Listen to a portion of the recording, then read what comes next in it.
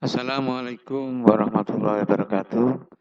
Selamat berjumpa kembali anak-anakku sekalian dengan Bapak Samsul Huda, anak-anak SMK Negeri 1 Tekong yang saya banggakan.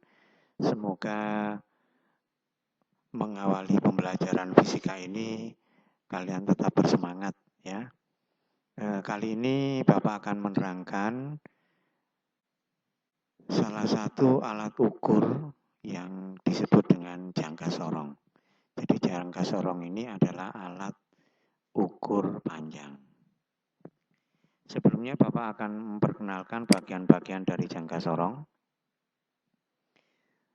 Yang pertama di sini adalah rahang bawah, kemudian ini adalah rahang atas, ini adalah pengunci, ya, pengunci. Kemudian ini adalah pegangan untuk menggeser jangka sorongnya. Jadi kalau kita geser, nah karena ini virtual maka kita tidak bisa melihat tangan kita. Biasanya ini dipakai untuk tumpuan ibu jari. Pada saat kita tarik, maka di sini akan keluar ekor. Nah ini ya. Jadi saya ulangi lagi. Bagian rahang bawah ini dipakai untuk mengukur diameter bawah sebuah lingkaran. Maaf, saya ulangi. Rahang bawah ini dipakai untuk mengukur diameter luar sebuah lingkaran atau sebuah cincin, maksudnya seperti itu. Yang rahang atas dipakai untuk mengukur diameter dalam sebuah cincin, dan ekor ini dipakai untuk mengukur celah yang sempit. Gitu ya. Jadi misalnya ada lubang mesin, kemudian misalnya seperti kedalaman tempatnya oli, misalnya seperti itu. Nah, ini bisa kita ukur dengan bagian ekor dari jangka sorong. Panjang ekor, kemudian jarak antara ujung rahang atas ini maupun jarak antara bagian dalam dari rahang bawah ini mempunyai nilai yang sama. Bagaimana cara membaca hasil ukur dari jangka sorong? Ini yang pertama adalah saya perkenalkan, ada skala utama yang berada pada badan jangka sorong. Jadi ada skala yang ada pada jangka sorong. Nah, ini adalah kita sebut dengan skala utama. Mempunyai satuan bisa milimeter, bila inci. Bisa milimeter, bisa inci. Maka Bapak akan berkonsentrasi untuk menerangkan pada kalian kita menggunakan skala yang milimeter. Seperti pada penggaris kalian, kalau di dalam satuan milimeter, maka yang angka 10 mm sebetulnya sama dengan 1 cm. Seperti itu ya anak-anak. Sehingga ini tertulis 10 dalam satuan mili. Kalau di penggaris kalian, ini adalah 1 cm. Berarti sama ya. Berikutnya, yang bisa menggeser ini rahang geser. Ya, ini adalah rahang geser. Dan yang menempel pada rahang geser ini adalah skala Nonius.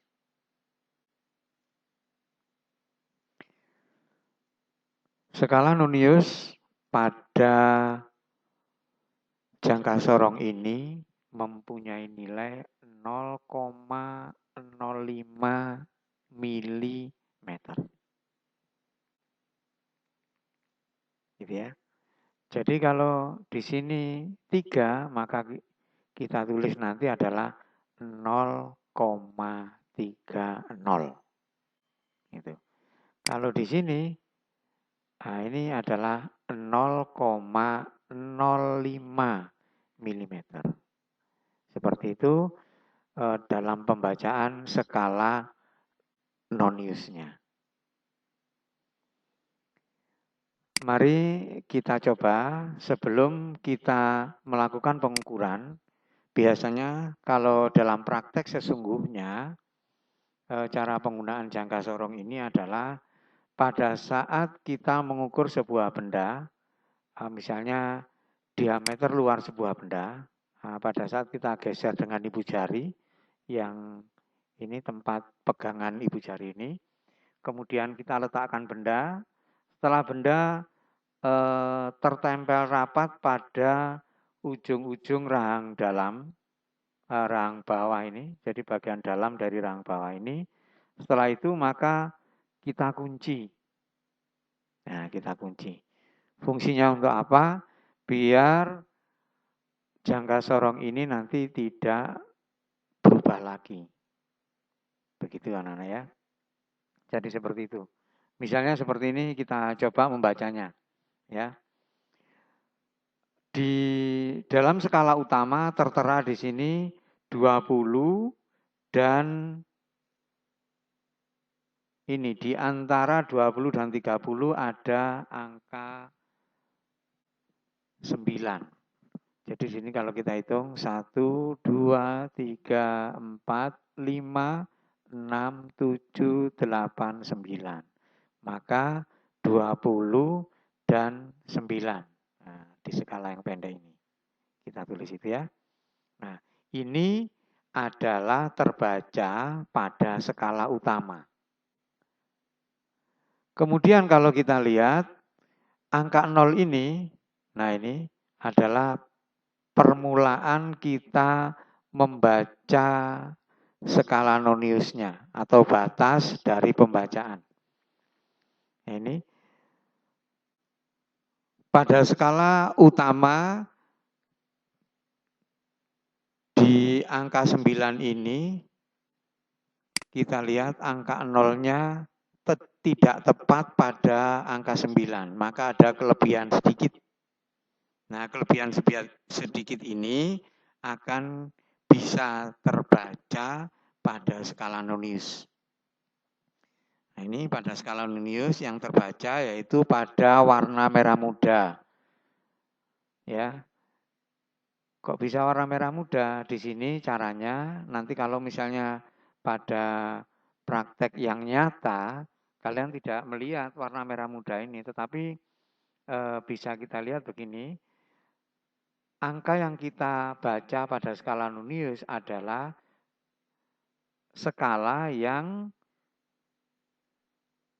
menempel lurus atau membentuk garis lurus terhadap skala utama. Nah ini. Jadi pada gambar ini, pada pengukuran kali ini yang kita lihat yang membentuk garis lurus atau yang paling lurus dengan skala utama adalah berada pada angka 4,5. Maka tertulis di dalam skala noniusnya adalah 0,45. Begitu.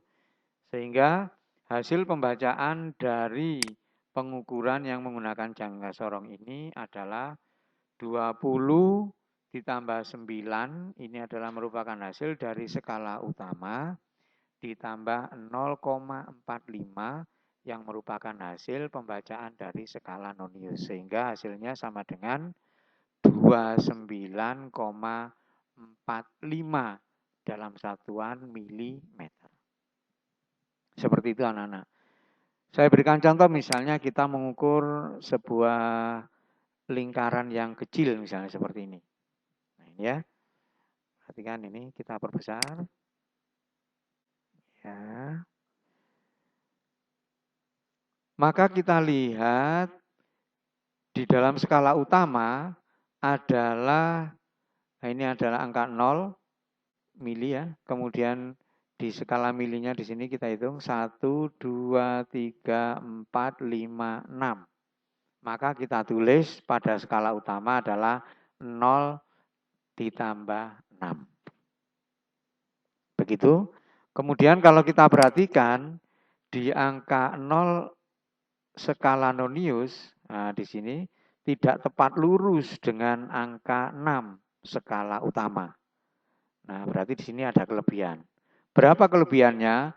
Maka kita mencarinya di skala nonius adalah yang membentuk garis lurus dengan skala utama. Dalam hal ini yang ditandai dengan warna merah muda. Sekali lagi, pada saat kalian melakukan pembacaan pada jangka sorong secara nyata, maka warna-warna ini ya tidak ada. Begitu ya.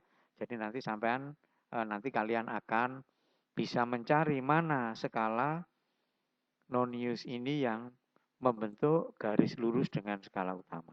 Dalam hal ini kita dapatkan adalah 75.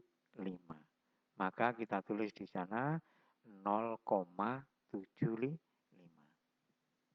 Itu hasil pembacaan dari skala noniusnya. Sehingga hasil pengukuran bisa terbaca adalah 6,75 mm. Satu kali lagi kita coba misalnya kita mengukur benda lain. Nah, misalnya seperti ini, maka anak-anak langsung bisa memperkirakan. Nah, di sini adalah angka 10, kemudian lebihnya, kita hitung stripnya ini, ternyata jatuh pada angka 8. Kemudian kelebihan sedikit yang ditunjukkan oleh angka 0 skala nonius ini, kita baca pada skala nonius ternyata berada pada angka 65. Maka kita tulis skala noniusnya adalah 0,65.